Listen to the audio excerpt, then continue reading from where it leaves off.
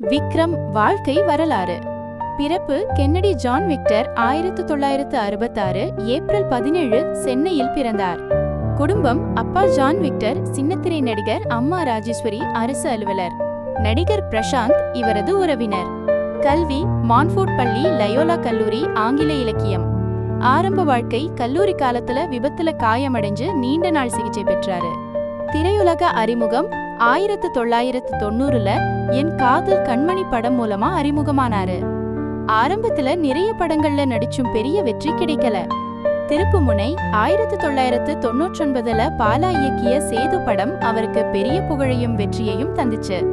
முக்கியமான படங்கள்: தில், ஜெமினி, தூள், சாமி, பிதாமகன், தேசிய விருது, அந்நியன், தெய்வ திருமகள், ஐ, பொன்னியின் செல்வன்னு நிறைய வெற்றி படங்கள்ல நடிச்சிருக்காரு. விருதுகள்: தேசிய விருது, பிலிம்பேர் விருதுகள், தெற்கு, தமிழ்நாடு மாநில விருதுன்னு நிறைய வாங்கியிருக்காரு.